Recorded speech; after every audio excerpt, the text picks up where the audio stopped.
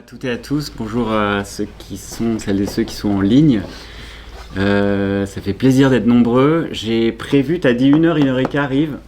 J'ai prévu au moins 3-4 heures d'exposé. Non mais il y a beaucoup de matière. Donc, je vais essayer d'aller vite, peut-être que je vais passer un peu vite certaines parties, parce que c'est la première fois que je fais cet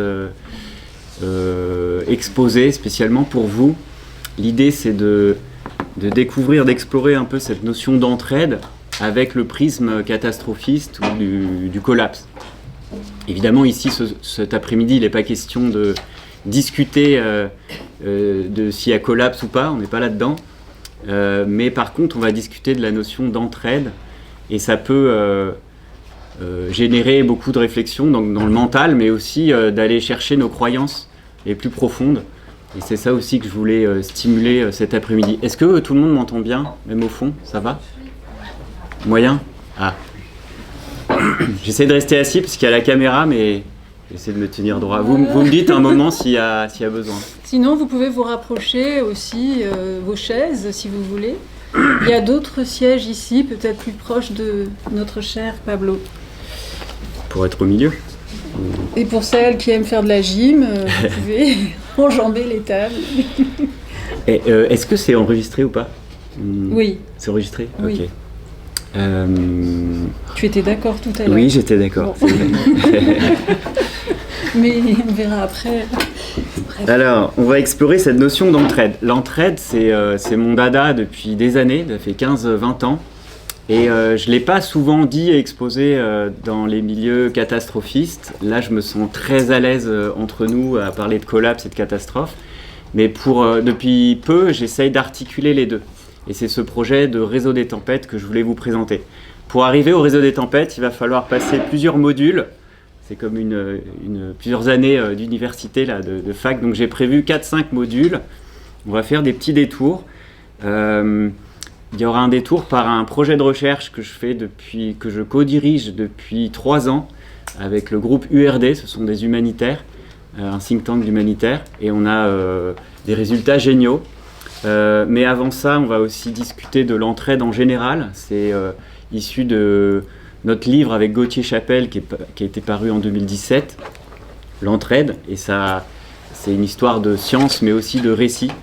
De croyances dans la loi du plus fort ou pas, ou la loi de la jungle. Et avant ça, on va faire 2 petits détours pour ancrer la discussion dans une sorte on va poser le paysage, je vais me présenter à nouveau plutôt, et parler un petit peu de cet imaginaire de la loi du plus fort. Moi, j'ai découvert le collapse, ou en tout cas les grandes catastrophes systémiques, majeures, etc., globales. C'était en 2005, 6, 7, 8. 8, il y a eu la publication du manuel de transition par Rob Hopkins en Angleterre, qui a été traduit en 2010. Moi, c'est ça qui m'a fait plonger. Avant, il y avait eu Al Gore, vous vous souvenez, en 2006, il y avait eu le rapport Hirsch sur le pic pétrolier en 2005. On était là, ouais. Mais personne n'assemblait tout. Et lui, c'est le premier, Rob Hopkins, pour moi, hein, qui a dit pic pétrolier plus climat égale on va changer de civilisation, les amis. Et on parle de collapse, et il y a de la joie. C'est comme ça que je l'ai découvert. Il y a du sens, on va recréer du sens et des imaginaires, et c'est maintenant, on va se retrousser les manches et on va y aller ensemble.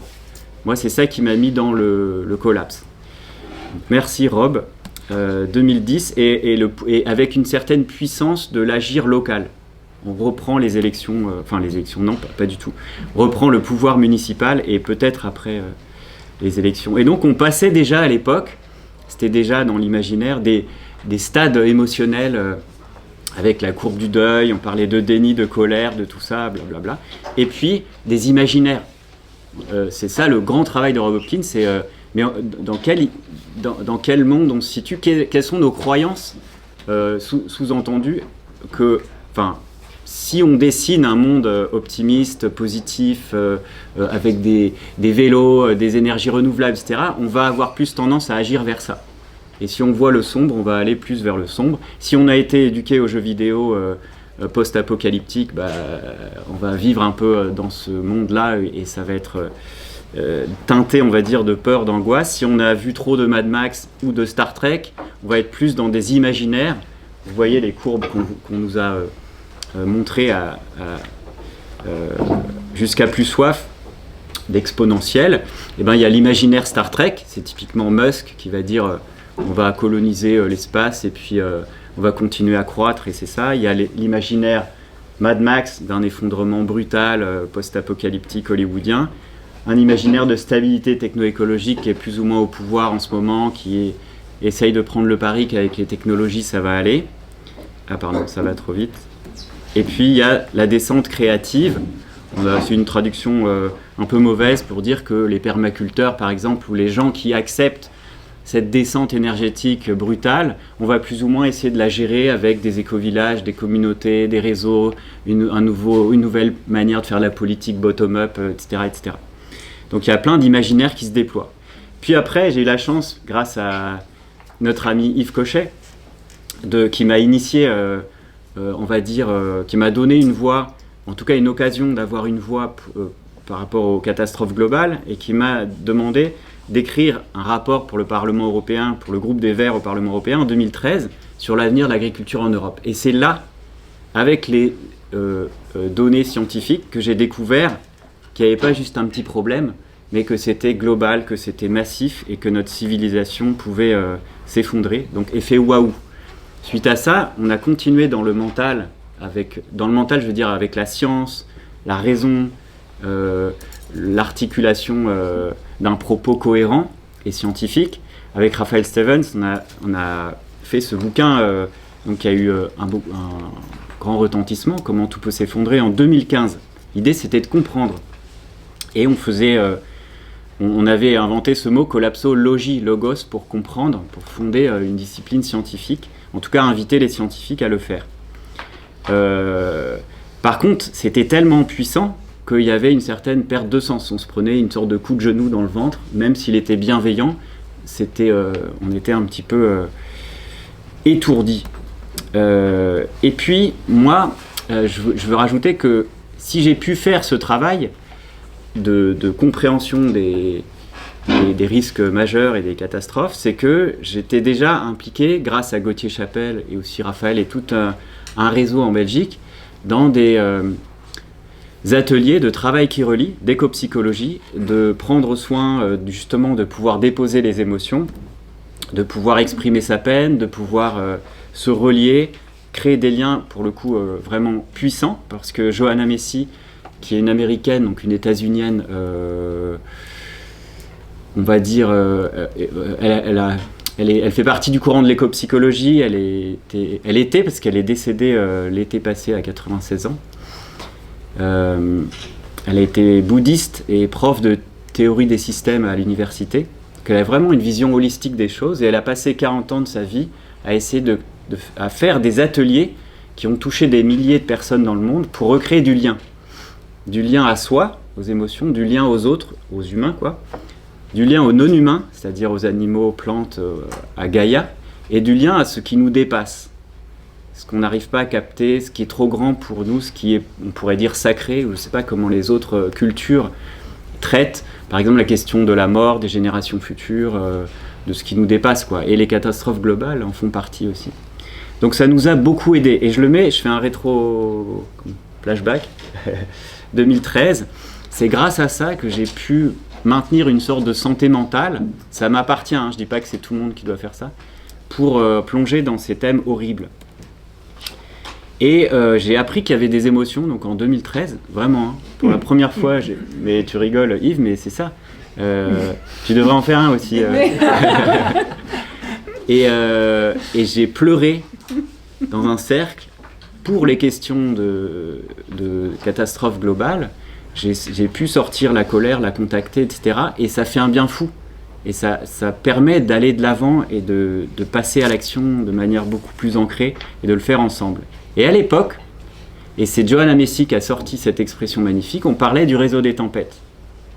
C'est elle, Rough Weather Network en anglais, parce que Gauthier lui avait demandé, il a été formé par Johanna Macy en Angleterre, et il y avait, je ne sais plus, 80 animateuristes comme ça qui lui ont demandé, mais pourquoi vous faites ça à 85 ans, comment vous trouvez la force de faire ça? Et elle a dit, on fait des ateliers pour faire du lien, parce que quand les tempêtes arriveront, c'est pour éviter qu'on se tape dessus. Pour éviter qu'on se tape dessus quand les tempêtes arriveront. Et là, cette expression, il faut faire maintenant des réseaux des tempêtes. Enfin, on l'a traduit par réseau des tempêtes en français. Et à l'époque, tous ceux qui passaient par ces ateliers de travail qui relient, on était tellement devenus en quelques jours comme des frères et sœurs.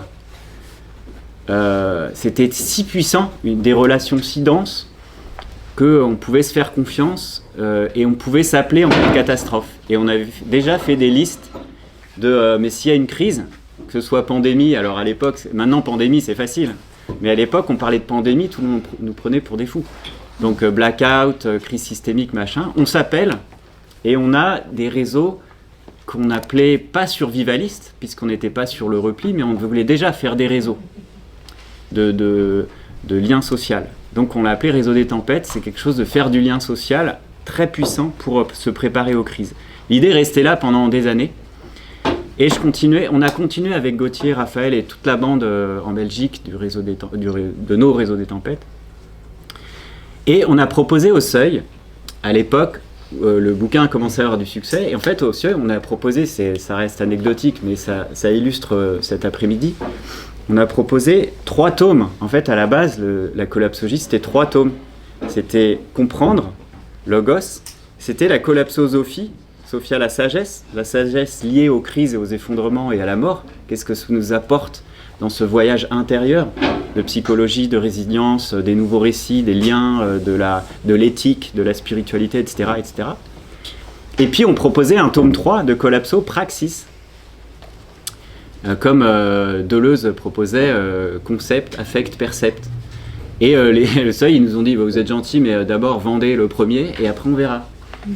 Quand le premier s'est vendu, ils nous ont dit vendez le deuxième et après on verra. Parce que nous, on voulait faire une trilogie, un coffret, un truc très systémique, enfin holistique.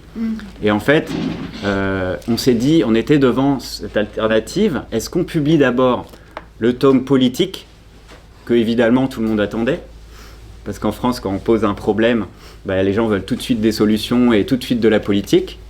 Ou est-ce qu'on pose le tome voyage intérieur, éthique, psychologique, spirituel. Et alors là, tout le monde est en PLS en France, surtout les milieux politiques et les milieux activistes. Ils sont là, mais de quoi on parle? C'est quoi ce truc d'émotion, n'importe quoi? Non.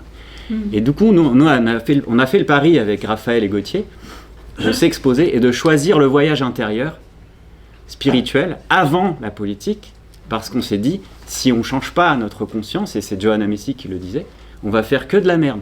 Politiquement, on va recréer les mêmes schémas politiques qui nous ont mis dans la situation aujourd'hui. Et finalement, le tome 3, donc avec la collapsosophie, c'était ce livre, Une autre fin du monde possible, qui nous a fait... En quelque sorte, c'était un suicide scientifique. Donc on a été un peu boudé, dans le meilleur des cas, par les ingénieurs et autres scientifiques. Et on a ouvert à tout un autre public, beaucoup plus, on va dire, connecté au cœur et au corps et à d'autres choses. Et c'était très beau, donc on plongeait dans le ressenti, les sens, le lien. Je reviens sur sens et lien, ça va revenir tout l'après-midi. Et on se disait finalement optimiste ou pessimiste, bon on s'en fout un peu, qu'est-ce que l'espoir, blabla, et on parlait déjà de résilience, régénération, etc. Donc... Pardon de t'interrompre, il y a pas mal de gens connectés qui souhaiteraient un partage d'écran de diapos qu'on a oublié de faire au début, mais on va peut-être pas interrompre ta séance et s'excuser auprès de nos amis. Alors, comment on peut faire pour ça? Sinon, il faudrait que je me branche sur Zoom. Tu me donnes ta clé USB, moi je m'occupe du partage d'écran. Ou alors tu te branches sur Zoom et ça va... Est-ce que si je me décale, vous me voyez là? Mais c'est surtout qu'on te voit, mais est-ce qu'on voit l'écran? Voilà. Ouais, vous voyez l'écran? Comme ça, c'est bien. C'est bien, là. On minimise un peu, on est dans la sobriété, plus ou moins. Parce qu'avec la clé USB et tout, on va pas s'en sortir. Non. Et au contraire, ça marche bien de te voir comme orateur et puis le diapo derrière. Alors je crois que c'est Michel qui parle et pour tout moi, le en monde tout cas. Là, Michel. Salut. Et voilà, merci. Bon, il y a une vingtaine de personnes en ligne. Un peu plus. Monsieur le Président, il y a combien de personnes? 46. Ah bah voilà. 46. Bon, on est nombreux. Oui. Et comme on est des personnes averties, on est environ 200 aujourd'hui. Oui, et ben, nombre 2. Donc Collapsosophie et le fameux 3e tome qui est en suspens. On a ouvert le chantier avec Raphaël, mais c'est pas sorti. Collapsopraxis sur le que faire collectivement et quelle politique du collapse. Et puis, avant de vous parler d'entraide, je dois faire un petit détour par le suricate. C'est un livre qui a été pas hyper bien compris en France. Après, il n'est pas sorti à l'étranger, mais en tout cas, il a été bien accueilli par les thérapeutes. Pourquoi ? Parce qu'avec Nathan, on a creusé la question des peurs. Par nos traumas, moi je suis polytraumatisé, et en découvrant toutes les théories sur les traumas, les peurs, ça a débloqué plein de choses qui sont vachement utiles pour comprendre le collapse et pour comprendre l'entraide. En fait, pour comprendre la vie en général, mais je ne vais pas vous la faire longue. Le suricate, ce petit animal d'Afrique du Sud, c'est une métaphore, qui vit en groupe, animal social, et qui pose des sentinelles autour du groupe, du clan, pour détecter les dangers. Et au moindre danger, prédateur ou autre, ils aboient, les sentinelles aboient, et le groupe peut réagir. Donc déjà, c'est un animal social. Et le groupe réagit comment ? En faisant du lien, en fuyant, c'est de l'action, en combattant, c'est de l'action, ou freeze, fight, flight, freeze, disent les Anglais, FFF. Freeze, c'est en s'inhibant. D'accord ? Donc là, on découvre déjà c'est à la théorie polyvagale, que même les animaux, ils fonctionnent comme nous. La peur, ça permet de créer du lien, de passer à l'action, et ou de se sidérer, de se couper, de se dissocier, et de finalement ne pas bouger. Et on a pu du coup démêler ce paradoxe que tout le monde nous jetait à la figure depuis que je suis catastrophiste, c'est arrête de faire peur, tu fais chier tout le monde, tu nous inhibes, tu favorises pas le passage à l'action. En fait si, mais la moitié des gens qui ont lu Comment tout peut s'effondrer, ils sont passés à l'action, ils ont changé de vie, ils sont devenus permaculteurs, ils sont devenus je sais pas quoi, ils ont quitté leur bullshit job, ils ont quitté peut-être leur compagnon, compagne, c'est beaucoup le cas, ou ils se sont mis en couple avec d'autres gens, etc. En fait, ils ont bougé. Et plein de gens nous ont dit, ton livre, il nous a sidérés. Mais c'est quoi ce paradoxe ? La peur, elle met en action ou elle inhibe ? Et en fait, les deux. Les deux, pourquoi ? Parce que nous, on a tous un suricate à l'intérieur de nous, c'est notre système primitif nerveux, qui est en fait 80% des systèmes nerveux du corps et 20% dans le cerveau. Et en fait, ça s'appelle la neuroception. Notre suricate, c'est le système de détection des dangers. Dès qu'un danger arrive, une odeur de fumée, avant même qu'on ait compris, notre corps, il sait déjà qu'il y a un danger et il passe en adrénaline, et il bloque le coup comme ça, et il est déjà dans l'action, et le cerveau, il arrive, le cognitif, c'est toujours le dernier à comprendre. Il est là, qu'est-ce qui se passe ? Ah, il y a peut-être du feu. En fait, on est déjà en tension. Donc la peur passe par le corps. Moi, j'ai mis longtemps à le comprendre, étant dissocié justement, parce que homme, scientifique et traumatisé d'un accident, j'ai vécu toute ma vie dissocié. Et mon parcours, ça a été de me réassocier, de créer du lien, de créer du sens, de retrouver le cœur et de retrouver le corps. Et j'ai un mental puissant, mais j'ai pu faire ma vie et être à l'aise dans cette société juste en étant un cerveau. Je suis devenu ingénieur, devenu docteur, tout ça. J'ai fait des livres en étant un cerveau sur pattes, sans être connecté à mon corps. Donc tout ce chemin-là du suricate fait suite justement à ce que je vous disais avant sur les liens, sur l'éco-psychologie et tout. Et en très rapide, on a, je ne sais pas si vous voyez là, mais il y a une courbe de réaction, c'est-à-dire que quand on n'a pas peur, on est dans le vert, le suricate est là, il est le gardien des liens en fait, de nos besoins. Le suricate, il ne peut pas parler, il n'a pas la parole, il est primitif, comme les lézards, etc. Et donc on a un animal primitif qui, dès qu'il détecte un danger, il balance l'adrénaline. Mais c'est pas notre mental qui décide. On peut pas lui dire suricate, s'il te plaît, arrête d'avoir peur. Parce qu'il comprend pas le langage, il comprend pas le mental. Donc on est obligé d'apprivoiser notre corps pour apprivoiser nos peurs. Et donc quand il y a un danger, il passe dans le rouge. Il balance l'adrénaline. L'adrénaline, c'est quoi ? C'est un message, c'est une énergie, c'est une émotion qui te dit bouge, sinon tu meurs. Bouge, c'est de l'action. La peur, c'est de l'action, l'adrénaline, etc., le cortisol. Et donc ça, c'est le monde du stress. Le monde des problèmes et des solutions. Le monde des ingénieurs, des Jean Covici et compagnie, qui sont dans les solutions, c'est le monde du rouge. s'il y a des solutions, c'est qu'il y a des problèmes. Il faut agir, il faut bouger, il faut changer le monde ou se changer soi-même, mais il faut bouger. C'est ce que nous dit nos suricates.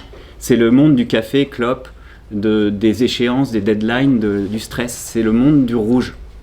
Et beaucoup de gens aujourd'hui sont coincés, notre société est coincée dans le rouge, mais bref. Et quand le danger est trop grand, notre suricate étant petit et voilà, physiologiquement on est ce qu'on est, nous sommes petits, comme disait Gunther Anders, nous sommes trop petits, et il passe dans le bleu. Et il dit change de monde. Dans le rouge, il disait si tu bouges pas, tu vas mourir, alors bouge. Et tout à coup, il change et il balance tellement fort la peur qu'il bloque tout. Et là, on se dissocie, comme quand on est torturé ou violé ou on a un accident grave. Là, tout à coup, on flotte, on se dissocie, on s'anesthésie pour supporter momentanément l'insupportable. C'est le réflexe de prédateur-proie. Et après, les animaux, si le prédateur s'en va, on revient dans le rouge en tremblant et puis dans le vert. Et les animaux font très bien ça, sauf que nous, culturellement, les humains, en tout cas les modernes, on ne sait pas faire ça. Et quand on passe dans le bleu, quand il y a une trop grosse peur, genre le collapse, ou genre un bus qui nous fonce dessus, on se met dans le freeze, et puis on se dissocie, et on a très peu de culture ou de processus pour revenir. Voilà. Et beaucoup de gens sont coincés dans le bleu. Aujourd'hui, plein de gens sont... Moi, j'ai vécu toute ma vie dans le bleu, sans ressentir l'intériorité, les émotions, sans pouvoir réagir. Et du coup, avec juste le mental qui est là, oui, non, mais tout va bien, le collapse, nanana, nanana. Mais en fait, on est en PLS. Et donc, tout ça pour dire que la leçon du suricate, je ne vais pas vous faire encore c'est pas le thème d'aujourd'hui. La leçon, c'est quoi? C'est que qu'est-ce qui diminue nos niveaux de peur? Qu'est-ce qui fait que le suricate se sent bien, notre suricate intérieur? Eh bien, les liens, l'essence et la joie. Et ça recolle à ce qu'on disait tout à l'heure. Et c'est quoi quand des humains trouvent du sens ensemble collectivement et de la joie avec souvent des rituels? Ça s'appelle la communauté. L'être humain vit en communauté depuis la nuit des temps. C'est ça qui lui permet, déjà, un être humain est ultra social, une espèce ultra sociale par définition. Il n'y a pas d'être humain tout seul. Et c'est ça qui lui permet de traverser l'adversité, de traverser l'incertitude, de traverser les dangers, d'avoir moins peur et donc d'agir collectivement et de rester dans cette fenêtre de rouge sans aller dans le bleu. Et s'il y a bleu, ça lui permet de revenir dans le vert et dans le rouge. C'est la communauté. Et donc tout ça, c'est des tours pour vous dire qu'aujourd'hui on parle d'entraide. Vous me voyez venir. Et donc l'entraide en 2017, ce livre, c'était une synthèse scientifique qui, comment je le dirais facilement, parce qu'on va en parler après, qui était un best-of de tout ce qu'ont dit les sciences, les différentes disciplines scientifiques sur l'entraide depuis un siècle, depuis le livre de Kropotkin, l'entraide. Je vais y revenir. Et l'idée, c'était de le dépolitiser un peu, comme on a dépolitisé Comment tout peut s'effondrer. Pourquoi? Parce que dans Comment tout peut s'effondrer, on a dit il y a le collapse, les amis. Les scientifiques disent qu'il y a le collapse. Donc qu'on soit de gauche ou de droite, on s'en fout. Il faut que tout le monde comprenne le collapse en mode on est tous dans le même bateau. Et une fois qu'on aura la même grammaire, le même langage, on pourra agir et chacun va agir, et ça va être le bordel, de son côté, gauche, droite, etc. Mais d'abord, langage commun. Et là, c'était aussi le cas. L'entraide, c'était une synthèse scientifique. C'était aussi un changement d'imaginaire. C'était une attaque frontale à ce monstre mythologique qu'est la loi du plus fort. C'est à ça que je m'attaque depuis des années. C'est ma passion. C'est d'essayer j'écris pour enfermer ce monstre mythologique qu'est la loi de la jungle et la loi du plus fort. Et donc on a un récit là, un contre-récit structuré par des expériences scientifiques. Et là, ça nous dit, ce livre, il nous parle des liens. Je ne sais pas si vous voyez bien à l'écran. Comment marchent les liens, quels sont les mécanismes et les dynamiques, et finalement, qu'est-ce qui fait sens? C'est quoi ce truc de loi du plus fort? C'est n'importe quoi. Et si on recrée des nouveaux récits beaucoup plus chouettes qui sont tournés vers l'action collective? Donc voilà. Ça, c'était la petite intro. Pour finir cette intro, il y a le deuxième petit détour qui est attardons-nous 5 minutes sur la loi de la jungle. C'est quoi ce truc-là?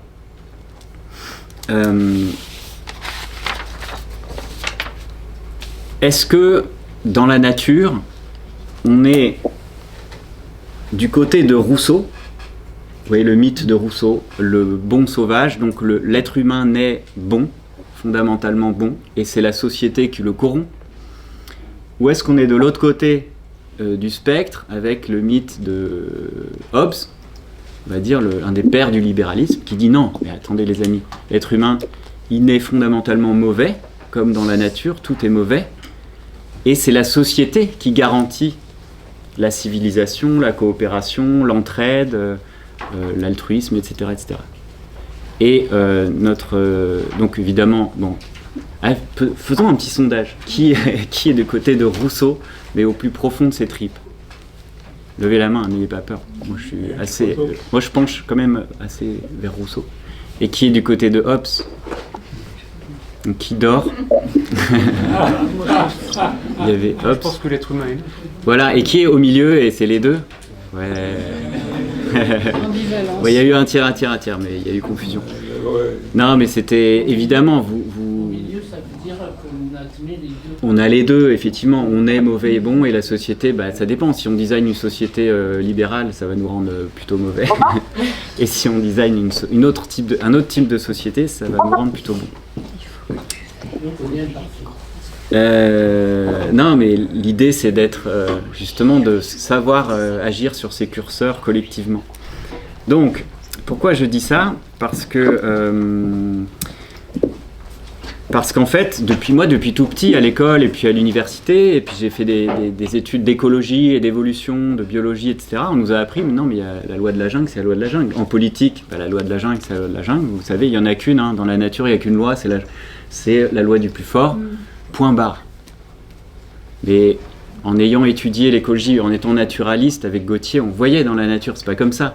Et on a trouvé, c'était de l'archéologie, des études scientifiques qui sont invisibilisées, des livres, des auteurs magnifiques et des gens qui nous disent « Mais attends, dans la nature, mais pas du tout ». En fait, on nous apprend qu'il y a la loi de la jungle dès l'école. L'école, c'est quoi l'école de la République? C'est l'apprentissage de la compétition. On note les élèves et on les classe.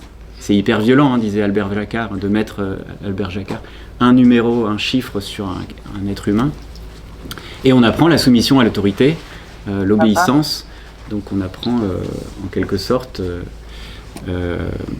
la violence horizontale, la compétition, et la violence verticale, c'est-à-dire la domination. On doit se soumettre au maître et à la maîtresse, et fermer sa gueule, et demander surtout la permission d'aller aux toilettes. Et les champignons, les bactéries et autres non-humains doivent se foutre de notre gueule, mais c'est pas grave.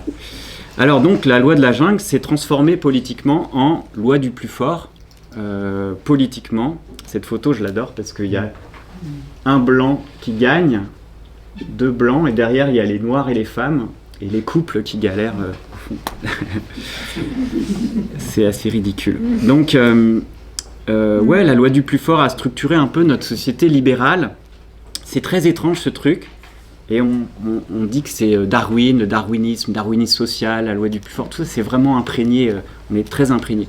Alors libéral au sens philosophique du terme. Et moi, c'est Jean-Claude Michéa, l'auteur, le philosophe anarchiste qui m'a beaucoup... que j'ai connu, qui m'a influencé. J'aime beaucoup ses livres. Et en fait, il disait le libéralisme... c'est à gauche comme à droite, on est libéral. C'est-à-dire qu'on a ce paysage mental que dans la nature, les êtres sont mauvais, les organismes se foutent sur la gueule, c'est la guerre de tous contre tous. Comme disait le pitbull de Darwin, Thomas Huxley, qui le défendait à l'Académie des sciences, sur sa théorie de l'évolution et de la sélection naturelle, et qui fricotait avec les philosophes pour, donner une crédibilité au capitalisme naissant dans cette Angleterre victorienne qui voyait naître le capitalisme, mais qui était mal accepté en fait. Et donc pour avoir des bases solides idéologiques, le capitalisme a fait appel à Darwin et a déformé la pensée darwinienne de la sélection naturelle pour passer de sélection des plus aptes, qu'a dit Darwin, et qui est une magnifique théorie en vrai, vers la loi du plus fort. Et ce shift philosophique c'est du grand n'importe quoi. Darwin a été beaucoup plus fin que ça. Il voyait déjà l'équilibre entre coopération et compétition, etc. Et donc, tout ça pour dire que, oui, je reviens à Michéa, la société libérale voit la nature comme mauvaise, rouge de dents et de griffes, disait le poète, et la nature humaine par extension est mauvaise.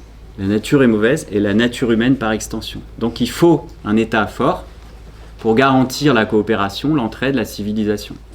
À gauche, la main gauche du libéralisme, c'est le droit.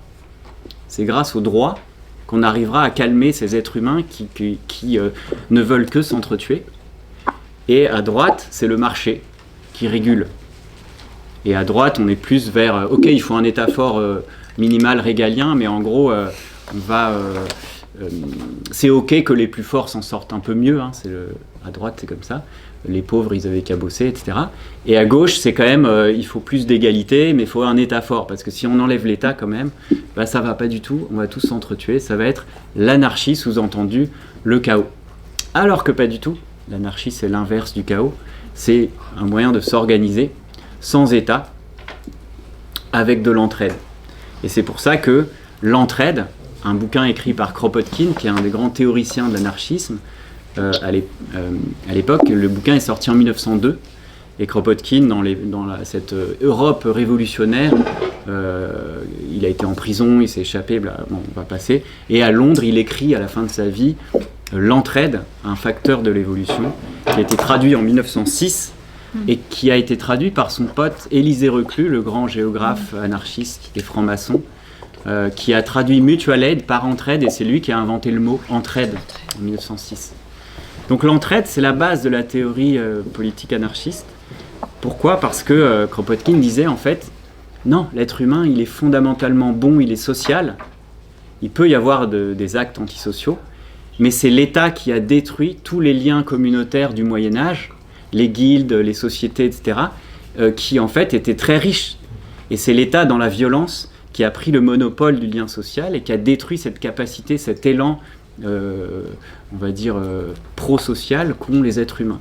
Si on détruit l'État, disait Kropotkin, on reviendra à l'entraide et ça va jaillir spontanément. Et donc, évidemment, les marxistes n'étaient pas d'accord et les gens à droite n'étaient pas d'accord. Donc Kropotkin a été oublié et on a dit que c'était des affreux anarchistes. Mais là, je vais trop vite, parce que je reviens au côté un peu scientifique. Là, je vais passer vite parce que je suis déjà long. Je vais passer même très vite parce que je voulais vous dire qu'il y a plein de mécanismes en fait de l'entraide, de la réciprocité, de la réputation qui font que l'entraide se stabilise au sein d'un groupe humain. Exemple, ce concept, je l'aime beaucoup quand même, le concept de membrane. Si vous réunissez 8 personnes qui ne se connaissent pas, donc là je vous parle du livre de l'entraide en 2017, quels sont les mécanismes de l'entraide. Donc, si vous réunissez 8 personnes qui ne se connaissent pas, par exemple pour faire une association, une réunion, ou créer une sorte de groupe comme ça, au début ils ont des petits picots de méfiance, que j'ai symbolisés par des petits pics orange, et donc ils se méfient, ils passent leur énergie à se méfier, c'est qui lui, etc. Est-ce que je peux faire confiance ? Et puis la soirée passe, on commence à faire une charte, les règles de l'association, on commence à se connaître, on se détend un peu, on mange, on boit. Ah tiens aussi, toi, t'habites dans ce quartier, nos enfants ils doivent se connaître, on peut covoiturer, on commence à se faire confiance. Et petit à petit, on crée une membrane. La membrane du groupe, de l'association, la charte, le règlement d'ordre intérieur, le fait qu'il y ait des règles, qu'il y ait un gardien des règles, qu'on se sent en sécurité dans ce groupe, que ça va bien, il n'y a pas d'individus complètement toxiques ou délirants, etc. Et donc on se sent bien. Et petit à petit, les picots de méfiance se désagrègent et on passe à la confiance. Et donc toute l'énergie qu'ont les individus qu'ils utilisaient pour se méfier, ils vont l'utiliser pour le bien du groupe. Et la membrane du groupe, la membrane c'est une métaphore de la cellule, hein. Vous vous souvenez vos cours, la membrane bilipidique, la bicouche lipidique, qui distingue l'intérieur et l'extérieur. Et c'est ça la vie. S'il n'y a pas de membrane, il n'y a pas de vie. Il n'y a pas de groupe, il n'y a pas de socialité. Et s'il y a trop de membranes, il n'y a pas de vie non plus, puisque la cellule ne peut pas vivre. Donc la vie, c'est quand les organismes au sein d'un groupe ou d'une cellule définissent ce qui rentre et ce qui sort. C'est ça la vie, par des règles, en tout cas en société. Et donc c'est quoi la membrane? C'est un sentiment d'appartenance. C'est ce qui donne du sens à notre groupe. C'est la raison d'être de l'association ou du pays. On fait partie d'une famille, d'un quartier, d'une ville. Il y a la membrane France, la membrane Europe et la membrane humain. La membrane peut-être des blancs, des hommes, des femmes. Il y a plein de membranes d'appartenance. La membrane des non-humains, alors parce que l'humanité est aussi une forme d'exclusion des non-humains. Et puis il y en a qui se disent non mais moi je suis vivant, etc. Et on est pris dans un entrelacement de poupées russes de membranes d'appartenance. Et vous voyez bien que quand il y a une membrane qui devient trop forte et opaque, étanche, j'appelle ça la pathologie de la membrane, ben ça crée des problèmes. Genre le nationalisme, c'est une pathologie de la membrane braquée sur la nation. Et du coup, tout ce qui est en dehors, ben, on s'en fout. Et tout ce qui est dedans, ça renforce les liens. Vous voyez ? Mais on peut avoir différentes membranes. Donc vous voyez bien que quand il y a une grande crise, c'est ça qui va jouer, c'est la membrane. S'il y a une catastrophe générale, c'est quoi votre membrane d'identité? C'est quoi votre membrane d'appartenance? C'est quoi votre membrane de sécurité? Parce que la membrane, c'est la communauté, c'est vos communautés qui vous amènent de la sécurité, qui va calmer votre suricate, qui va vous amener un récit de vie. Donc, ça je passe un petit peu. On disait aussi qu'il y a des mécanismes, par exemple, quand vous avez un groupe, une membrane, eh bien, il y a 3 forces extérieures qui renforcent la coopération au sein d'un groupe. Le premier, c'est le grand méchant loup. Donc si vous voulez faire coopérer ou faire plus d'entraide au sein d'un groupe, vous fabriquez un ennemi commun. Ça marche du tonnerre depuis la nuit des temps. La politique est basée là-dessus. Même Carl Schmitt, les théories politiques de nous et eux, etc. Pour souder un groupe, il faut créer un ennemi. Mais il n'y a pas que des ennemis. On peut créer un projet commun ou une catastrophe, un milieu hostile. C'est 3 forces qu'on peut appliquer au groupe et qui soudent les groupes. Et quand on réfléchit bien, ces 3 choses-là, c'est quoi? C'est un récit commun. Que ce soit un stress, une catastrophe, un ennemi ou un projet avec une deadline, une échéance, ben en fait c'est du stress. Et ça met en fait tout le monde, tous les individus du groupe, comme une boussole avec un aimant au diapason et sur la même direction. Et ça vous donne un récit.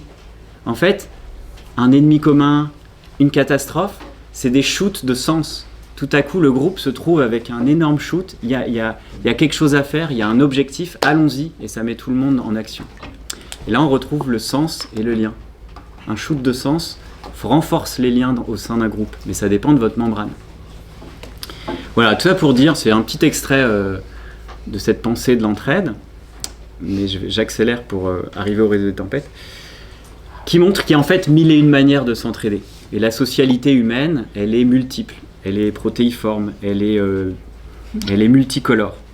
Exemple, la coopération chaude, c'est tout ce qui fait tout ce qu'on hérite des chimpanzés. La réputation, l'empathie, le regard, au sein des... c'est les liens d'entraide proches. On peut se rencontrer, on peut se jauger, on peut voir le non-verbal, et on peut savoir si un tel est de confiance ou pas. Vous voyez, tout ça, on l'hérite de notre filiation primate. Et puis, c'est la coopération chaude. Et nous, les humains, on a en plus une couche culturelle extrêmement puissante. On n'est pas les seuls, hein. Il y a d'autres animaux qui fonctionnent avec de la culture. Mais nous, elle est très très forte. Donc on a la biologie et la culture. Et c'est la coopération dite froide. Exemple, personne dans le monde n'est capable de fabriquer un téléphone tout seul, ou un crayon à papier tout seul. On a besoin des autres. On a besoin les uns des autres pour créer des choses. Et ça, ce besoin les uns des autres, il est fondamental. C'est ça qui crée la coopération, l'entraide. Et en fait, on a créé des institutions sociales, des normes sociales et des institutions qui gravent dans la pierre nos normes intériorisées ou externalisées, nos récits, en fait, nos règles de groupe.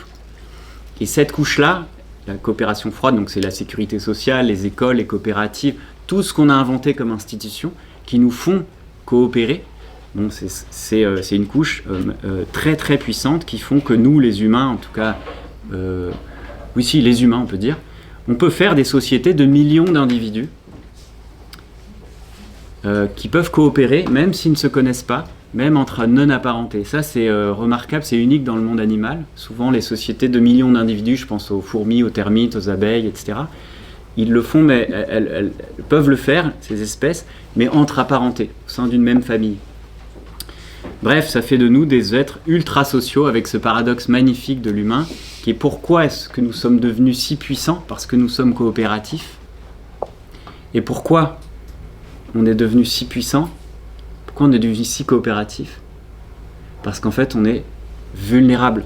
À la naissance, un bébé, c'est nul. Enfin, il se fait bouffer par n'importe quel prédateur et il n'a aucune capacité à s'en sortir. Le bébé, c'est juste un organisme qui est taillé pour détecter les émotions des adultes et faire du lien. C'est une machine à faire du lien. Machine, c'est une mauvaise métaphore, désolé. C'est juste du lien. Et il développe son cerveau après la naissance, ce qu'on appelle la néoténie. Et on est un primate imberbe, pas fini, pas poilu et tout, parce qu'on finit de se développer à l'extérieur de la maman et socialement. Et c'est cette vulnérabilité extrême qui fait qu'on est devenu extrêmement sociaux et donc extrêmement puissants. Ça, le beau paradoxe. Alors, dans la nature, qu'est-ce qui se passe? Moi, j'ai étudié les fourmis, donc avec Gauthier, on a bien exploré ce qui se passe chez les non-humains. Il y a beaucoup d'altruisme. On parle d'altruisme en biologie, ça n'a aucune connotation morale. C'est juste pour désigner des actes d'aide au détriment de soi-même, donc de sacrifice, on pourrait dire, même sans connotation morale. Vous savez, les abeilles, quand elles vous piquent, elles meurent pour le bien du groupe.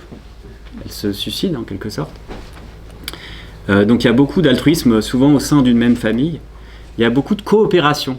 On parle de coopération pour désigner des actes d'entraide au sein d'une même espèce, et pas forcément de la même famille. Et il y a beaucoup de mutualisme. Le mutualisme, c'est de l'entraide entre espèces. Ici, j'ai marqué j'ai parlé de pollinisation. Je montre, un exemple de pollinisation. Donc, je disperse tes gamètes, en échange, tu me donnes un peu de nectar. Bénéfice mutuel, mutualisme. Et là, il y a des millions, mais alors des millions d'exemples. Et pour le dire autrement, toutes les espèces, tous les organismes du monde vivant sont impliqués dans des relations mutuellement bénéfiques au sein des familles, au sein de leur espèce et entre espèces. C'est massif. Exemple, les zèbres, les gnous et les antilopes migrent ensemble. Pourquoi? Parce qu'il y a une espèce qui a une meilleure vue, l'autre une meilleure ouïe et l'autre un meilleur odorat. Et c'est mieux contre les prédateurs. Le lichen, c'est la fusion d'algues et de plusieurs espèces de champignons. Les algues ne pouvaient pas coloniser les milieux terrestres il y a des milliers d'années. Et donc elles sont associées aux champignons qui a dit moi je te prends, tu évites la dessiccation. Et en échange, toi tu sais capter l'énergie solaire et la transformer en sucre. Tu me donnes des sucres, allez viens on y va. Et les lichens ont colonisé la planète sur tous les milieux les plus arides. C'est un magnifique exemple d'entraide. Et dans la nature, ça devient un principe d'évolution et d'innovation. Depuis 3 milliards d'années, la nature innove par la coopération et l'entraide. Et 1 + 1 = 3, ça fait des organismes qui fusionnent et qui deviennent un super organisme. Et du coup, on a eu l'invention, entre guillemets, des multicellulaires, des animaux. Nos organes coopèrent. Et puis nous, qui sommes un produit de multiples coopérations, on va coopérer pour faire des sociétés. Et on passe ce que les biologistes appellent les transitions majeures de l'évolution, de plus en plus complexes et emboîtées en poupées russes. Et grâce à quoi? L'entraide et la coopération. C'est un principe majeur de l'évolution. Alors leur pauvre loi de la jungle, unique, qui est l'agression et la compétition, c'est faux en fait. C'est juste faux. Ça existe la compétition, mais pas que. Et là, un petit jeu que je fais quand même, je ne résiste pas au plaisir de vous le montrer. Si vous avez 2 espèces... Ah mais je crois que j'ai un laser, attends. Un laser. Un pointeur. Un pointeur laser. Attends. Si vous avez 2 espèces A et B qui sont en interaction, il y en a une qui qui tire un bénéfice de l'interaction et l'autre aussi. Les deux tirent bénéfice. Ça s'appelle comment? Je viens de vous le dire. Mutualisme. Mutualisme. Ouais, gagnant-gagnant. Ça s'appelle mutualisme ou symbiose. Vous voyez la différence? Mutualisme, c'est quand c'est pas obligatoire. Et symbiose, c'est obligatoire. C'est-à-dire si l'un meurt, l'autre meurt. En mutualisme, si l'un meurt, l'autre meurt pas. Plus et zéro. En écologie, on s'amuse à classer tout ça. Est-ce qu'il y a des écologues dans la salle? Écologue. Yes. Eh bien, vous allez deviner, mais alors peut-être laisser les autres deviner. Ça s'appelle un commensalisme. Je vais éviter l'exemple, on va accélérer. 0 et moins. Est-ce que vous avez une idée de comment ça s'appelle? Le parasite. Non, mais presque. C'est l'amensalisme. Ça, tout le monde. Voilà, mais c'est juste pour se la péter au dîner de famille ou au Scrabble, ça peut marcher. Mais 0-0, c'est de la coexistence. Plus et moins, là, c'est bon, Loïs. Parasitisme ou. Il y en a un autre. Plus, moins. Prédation. Trumpisme. Ouais, prédation. Et vous voyez comment, déjà, la nature, dans la jungle, il n'y a pas qu'une loi, déjà, il y a plein de fils. Représentez-vous la jungle comme un entrelacement, un tissu complexe de liens de toutes les couleurs. Là, il y a toutes les couleurs de liens. Et en plus, je vais rajouter un degré de difficulté, ils évoluent au sein de la vie d'un organisme ou de saison, ou de l'année, ou peu importe. Eh ben, les liens peuvent passer de 0 à plus, à moins. Et en fait, la jungle, c'est une infinie complexité de liens sur un gradient plus-moins.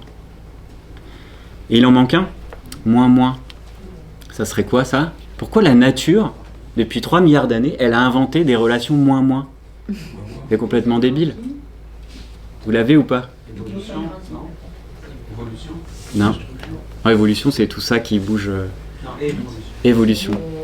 Extermination. Autodestruction. Ouais, presque.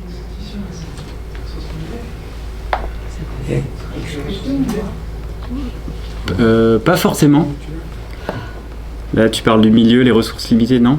C'est marrant parce qu'on est complètement dedans et on ne voit pas. Ouais, c'est fou, hein, mais c'est génial. En conférence, ça marche très bien ce tableau et ça fait un effet waouh. Alors que c'est notre réalité absolue. Et en fait, ça s'appelle. La guerre. Ça s'appelle. La guerre, ça s'appelle. Les gens, la plupart du temps, ils me disent le mariage. Donc, la guerre et le capitalisme, c'est ce qui arrive. Ça s'appelle la compétition. Eh oui. Et en fait, la compétition, c'est très utile dans la nature pour. Dans les problèmes de limite de territoire ou de reproduction. En fait, la colère, c'est une émotion qui dit non, qui dit stop. Tu es en train de rentrer dans mon territoire où tu piétines mes valeurs. Je sors ma colère et je dis non. Ben, ça existe. Merci la colère d'exister, de délimiter les choses. Sinon, il n'y aurait pas de vie. Vous vous souvenez, la membrane, ça délimite. Eh bien, la compétition existe. Et il y a beaucoup d'exemples dans la nature. Sauf que elle est cadrée. Les animaux, ils ont compris. C'est hyper chiant, la compétition. C'est risqué. C'est dangereux. C'est fatigant. Exactement comme le sport. C'est risqué, c'est fatigant, c'est dangereux. Eh ben, les animaux, beaucoup ont développé des comportements dits ritualisés. C'est-à-dire quand il y a un problème de limite ou de territoire, ils arrivent, ils font, ils montent les biscottos, ils font OK, mais ils se battent pas. C'est trop risqué, c'est fatigant. Et s'ils se battent, c'est 30 secondes, c'est 5 minutes, mais pas plus. Parce que si on met les animaux et les êtres humains en compétition H24 toute la vie et tout le monde, les chômeurs, les retraités, les écoles, les universités, tout le monde en compétition H24, mais c'est horrible. La compétition, c'est du stress. Souvenez-vous, le suricate, adrénaline. Mais si tu mets tout le monde en compétition, ça fait des ulcères, des cancers, ça fait, c'est l'enfer en fait pour les organismes et pour les sociétés.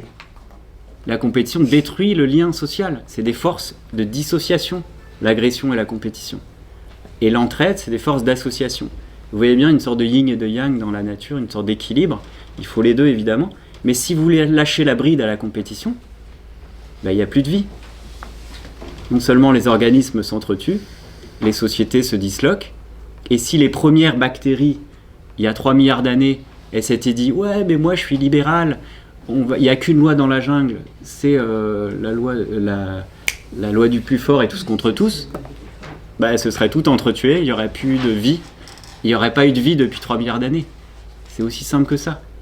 Donc c'est complètement absurde de dire qu'il n'y a que la compétition qui règne le vivant. C'est débile. Alors il y a une main qui se lève. Comment on fait, chef ? On laisse Pablo aller au bout de sa présentation. Est-ce que tu peux noter ? On ouvre la discussion. Vous gardez vos questions pour tout à l'heure si vous voulez bien. Parce qu'en fait, une compétition est inadaptée totalement. Ok, on laisse pour plus tard. Merci. Et du coup, je reviens au sport. Les Jeux Olympiques, les sportifs, en fait. Vous allez me dire, souvent on me dit, le sport c'est génial, ça permet de se dépasser, de s'améliorer et tout.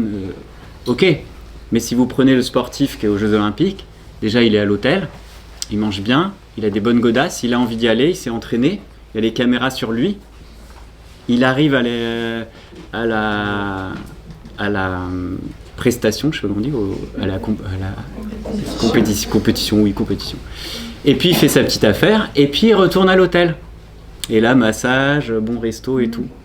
Super la compétition. Bah ouais, c'est génial de prôner la compétition. Mais qui aujourd'hui prône la compétition Les dominants. Enfin, ceux qui n'ont rien à perdre. Ceux qui ont des parachutes dorés et qui finalement s'en sortiront toujours.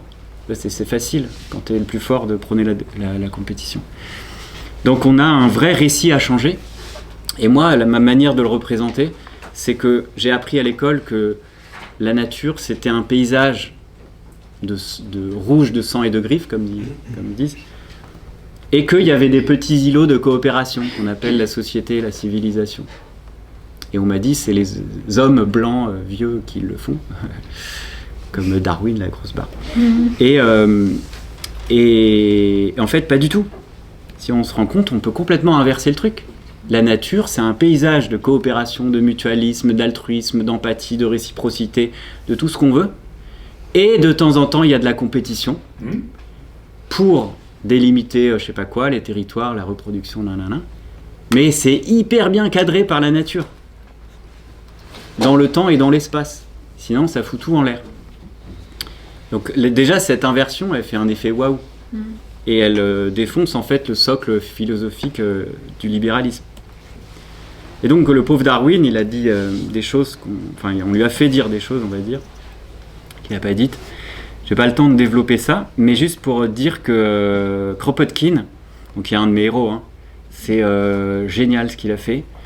Lui, c'est l'école russe de zoologie. Il a été formé à la philosophie des Lumières et il a adoré Darwin, en tout cas le livre. Et il a dit mais moi je vais aller explorer c'est quoi l'évolution et trouver dans la nature des exemples d'évolution. Et donc il est parti en expédition, c'est devenu un grand géographe. Il a refusé une carrière à l'armée, la brutalité de l'armée. Il est devenu géographe, humaniste et tout. Et il part en Sibérie des années et il revient avec des preuves. Et il a dit non mais en fait les amis, dans la nature, ceux qui survivent, c'est pas les plus forts, c'est ceux qui s'entraident le plus. C'est ça le principe de l'évolution. Ceux qui s'entraident le plus survivent.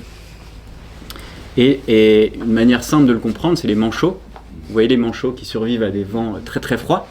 Et ceux qui sont à l'extérieur se les caillent. Et à un moment, ils rentrent. Et puis c'est comme une sorte d'amibe. Ils bougent et ils se réchauffent, ils s'entraident, etc. Et donc imaginez là au milieu, non plutôt sur le côté là. Là il y a un manchot economicus qui dit non mais... comme Thatcher, et qui dit la société n'existe pas. Le manchot est libre, rationnel et égoïste, les amis. Moi, je me casse. Black. Il meurt en premier. En fait, c'est très simple à comprendre. Les égoïstes meurent en premier quand le milieu est hostile et quand le milieu change, en fait. Et inversement, quand le milieu est abondant, ça, c'est plus dur à comprendre, la compétition peut émerger. Je laisse des points de suspension parce qu'il y a un deuxième truc génial que nous a dit Kropotkin. Donc Kropotkin, premier principe, c'est ceux qui survivent, c'est ceux qui s'entraident le plus. Deuxième principe, Je reviens sur une expérience qui a eu lieu au Montana, dans un climat de type alpin, et des écologues, des botanistes, ont observé qu'il y a des pins et des sapins qui vivaient ensemble. Et en bas de la vallée où il fait chaud, il y a de l'abondance, des nutriments et de l'eau, ils ont enlevé les pins et les sapins se sont portés mieux. Ils en déduisent qu'il y avait compétition, et donc quand on en enlève un, l'autre se porte mieux. Compétition. Et puis ils sont allés en haut là, de la vallée, où il fait plus sec, il y a moins d'eau, il y a moins de nutriments, et les pins et les sapins coexistent, et quand on enlève les pins, les sapins se portent moins bien. Mêmes espèces, plus moins qui changent, en fonction du milieu. Et c'est ça la grande leçon de Kropotkin, c'est que dans la nature, c'est pas une question de génétique, ou de je sais pas quoi, de sociobiologie, c'est une question de milieu. Le plus et le moins, le yin, le yang, l'entraide, la compétition, la coopération, ça dépend surtout du milieu. En milieu hostile, l'entraide peut émerger. En milieu d'abondance, la compétition peut émerger. Et vous allez me dire, mais pourquoi ? C'est trop bizarre. Pourquoi la compétition émerge en milieu d'abondance ? Alors que nous, dans notre récit libéral, c'est l'inverse. On nous a toujours dit que d'abord, il faut créer des PIB et de la richesse, et après, on distribuera les miettes. C'est le ruissellement. Et après, on fera de la sécu, s'il y a du PIB. C'est l'inverse, en fait, qu'il faut faire. Il faut d'abord prendre soin les uns des autres, et après, on verra comment on fait de la production, de l'efficacité et tout ça. Il faut inverser le paradigme. Et donc, si on reprend notre ami Jean Covici qui dit qu'on a 500 esclaves énergétiques en Europe, vous voyez la métaphore ? Qui ne voit pas ?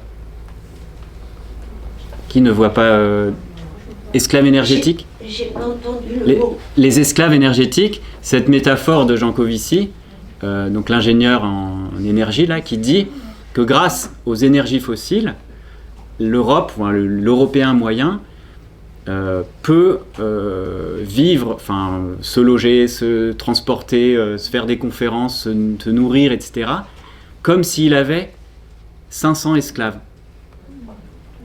En termes énergétiques, brûler des énergies fossiles, gaz, pétrole et charbon, c'est comme si tous, là, on avait 500 esclaves. Donc là, dans cette salle, on est tous des pharaons avec 500 esclaves. 500, 500, 500. Donc on n'est pas 50 dans la salle, on est 50 fois 500. Prof de maths. 50 fois 500, 25 000 dans cette salle. On est 25 000 au niveau énergétique dans cette salle. On est une rencontre de pharaons. D'accord ? C'est ça que nous disent les esclaves énergétiques. Bon, donc on vit dans l'abondance. On est tous des super riches. Et d'accord ? Eh bien, c'est parce qu'on est super riche qu'on peut dire à son voisin ou sa voisine, écoute, tu sais quoi, j'ai pas besoin de toi. Et tu sais quoi ? Je t'emmerde.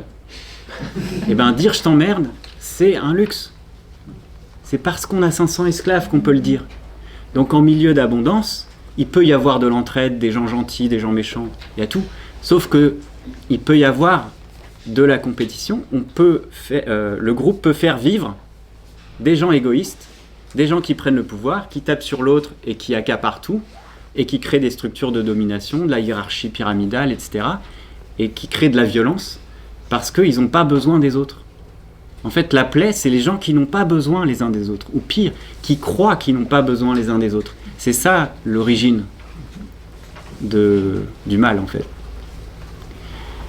Et croire fondamentalement qu'on n'a pas besoin des autres, des non-humains, des pauvres, des je sais pas quoi, ben c'est ça qui divise les sociétés. Et qui crée de la compétition et qui crée donc de la violence. La compétition, c'est de la violence horizontale. C'est comme ça que je l'appelle. Et la hiérarchie pyramidale, la stratification sociale, c'est de la violence verticale. Aujourd'hui, nos sociétés créent les deux. Et la conjonction de la violence verticale et de la violence horizontale, c'est quoi ? Ça s'appelle le fascisme. Aujourd'hui, il faut diminuer la violence horizontale, se battre contre cette idée de la loi de la jungle, de la loi du plus fort, de diminuer la compétition et diminuer la stratification sociale, c'est-à-dire les inégalités. Si on ne fait pas ça, il y a une pente glissante vers le fascisme qui est un des stades des effondrements de société. Les autoritarismes. Donc ce qui est dangereux, si on retient cette petite boucle dans la nature et la nature humaine, ce qui est dangereux, c'est pas la nature humaine, c'est pas la nature. Vous savez quoi ? Ce qui est dangereux, c'est même pas les milieux hostiles. les pénuries. Parce que l'être humain, il sait traverser la pénurie depuis des centaines de milliers d'années. Et la solution, c'est quoi? C'est les communautés. C'est la socialité. Donc ce qui est dangereux, c'est pas la nature, c'est la culture de l'égoïsme et de la compétition. C'est la culture moderne. C'est ça qui est une bombe sociale à retardement. Ce qui est dangereux, c'est pas d'arriver dans les pénuries, c'est d'arriver dans les pénuries avec le logiciel de violence, en fait, de la loi du plus fort, de la compétition, et pour moi, je rajoute, mais c'est pas le sujet aujourd'hui, de la hiérarchie pyramidale, de la stratification sociale. Donc si on prend... j'ai fait 1 heure là déjà, donc je vais finir en allant vers le réseau des tempêtes, et l'entraide en temps de crise. Tu as tout ton temps, hein. Ouais, je me sens stressé par le temps, parce qu'il y a beaucoup à dire. Mais non, tu as encore 1 heure si okay. tu veux. Mais si tu veux faire une pause... Tout va bien, on continue. Alors, ce petit effet waouh, comment dire, cette petite, ce petit tour dans la nature a provoqué plusieurs déclics. Moi, que je vous partage, que j'ai eu depuis des années. 1, l'entraide existe partout et tout le temps, chez l'humain et dans la nature. 2, l'humain est une espèce ultra sociale. Ne l'oublions pas. 3, il y a 1001 manières de s'entraider, c'est ce qu'on appelle la symbiodiversité. 4, les plus coopératifs survivent mieux. 5, un milieu hostile fait émerger l'entraide. Déjà, waouh. Ça change le récit. Moi, j'ai mis des années avant de l'intégrer, de le comprendre, de le digérer, et que ça transpire après dans ce que je fais. Pour l'instant, aujourd'hui, on a vu que... Ah non, on n'a pas vu ça. Merde. Bon, oubliez cette dia. Non, mais j'ai changé l'ordre des dias. J'aurais dû répéter. Alors vous allez me dire, ouais, mais c'est bisounours votre truc. Parce qu'on me dit ça depuis 15 ans. Hein. Je suis monsieur bisounours. Et il faut voir sur les forums survivalistes comment on parle de la collapsologie, de Servine, c'est un bisounours, c'est un anarchiste, l'anarchisme c'est complètement utopique. Bon. Et sûrement, peut-être vous pensez ça. Non, mais en vrai, s'il y a un collapse, on va pas du tout s'entraider et ça va être le chaos et la guerre. Il y a un truc que je voulais vous dire qui m'a marqué aussi, c'est en évolution, en théorie de l'évolution, il y a un truc qui s'appelle le tit for tat. C'est une stratégie évolutive qui est gagnante, c'est-à-dire qu'il y a des gens qui ont découvert. Il y a un Russe qui s'appelle... comment il s'appelle ? Anatole, je sais plus quoi, je l'ai écrit tout à l'heure, en 74, qui a découvert qu'il y a une sorte de règle, de mécanisme qui fait que si on met en place ça dans une société, la société gagne. Par exemple, si on fait une sorte de compétition entre plusieurs sociétés, la société qui a ces règles-là gagne sur les autres. Elle se déploie et elle survit. Okay ? Quelles sont ces règles-là ?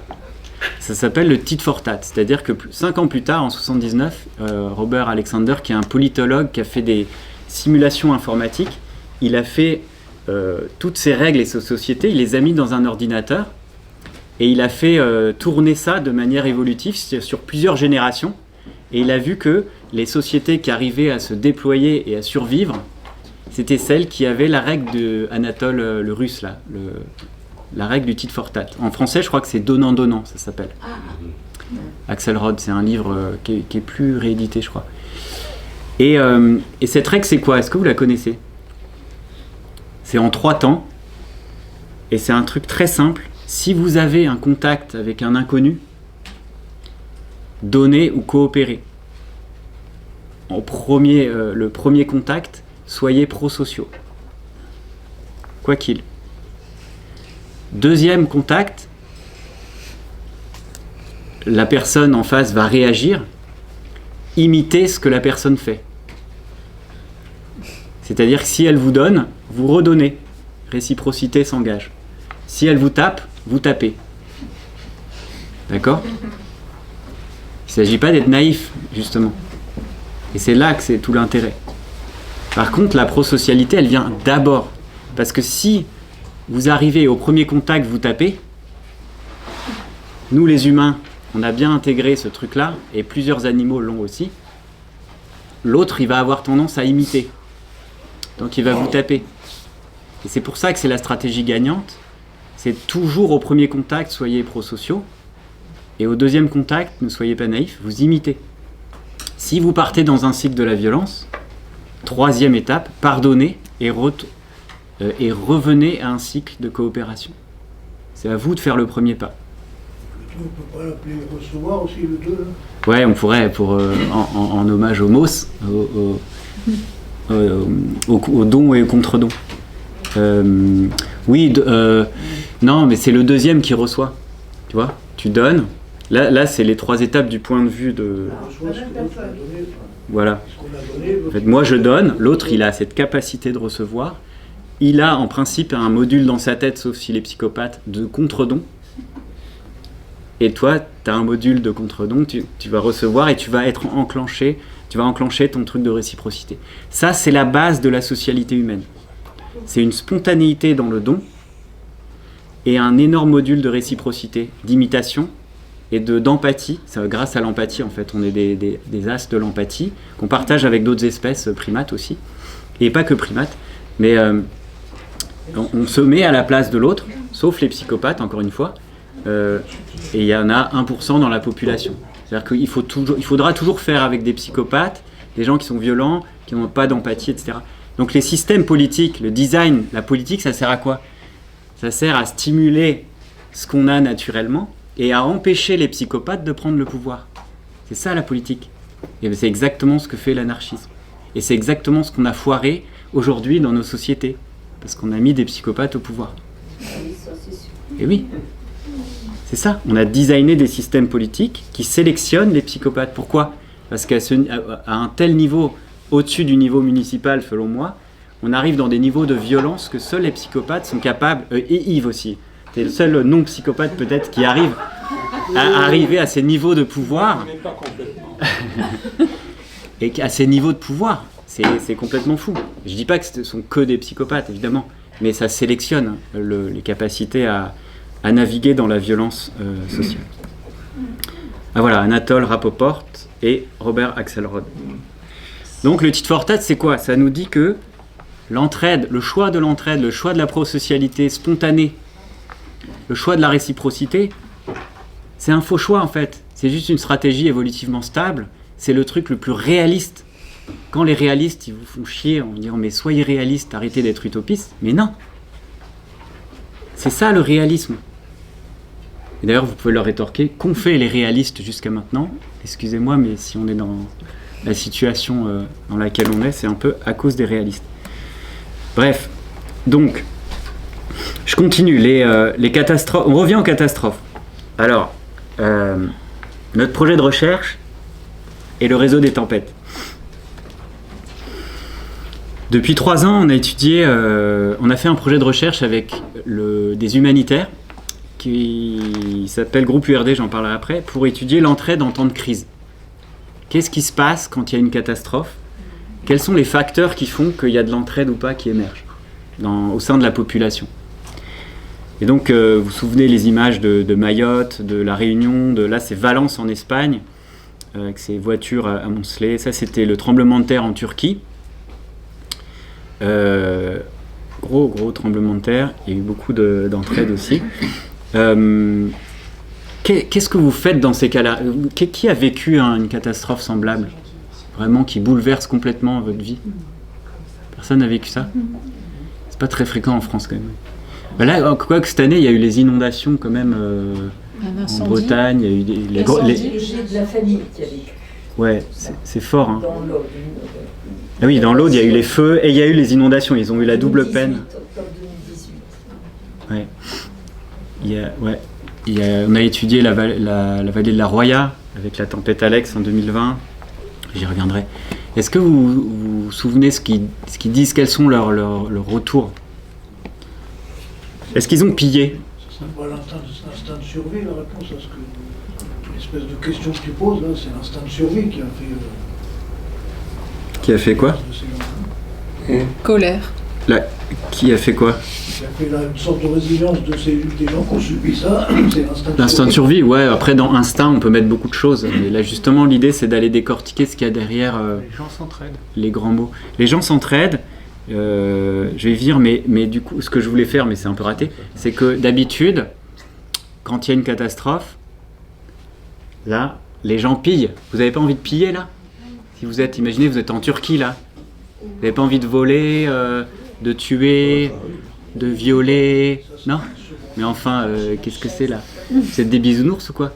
Parce qu'en fait, dans les films hollywoodiens et dans la presse, on dit que dès qu'il y a une catastrophe, il y a des pillages, des violences, des meurtres, des viols, etc.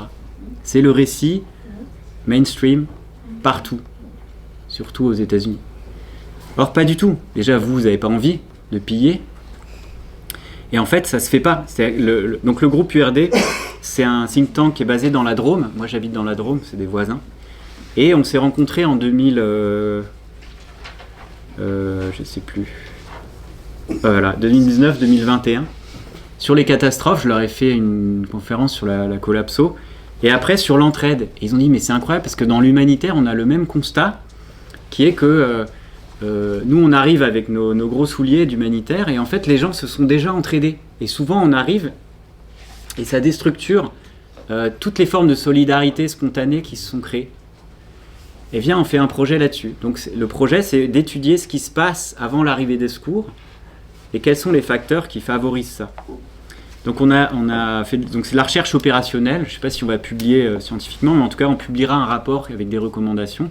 Le rapport que je suis en train de rédiger, donc qui sort ce printemps.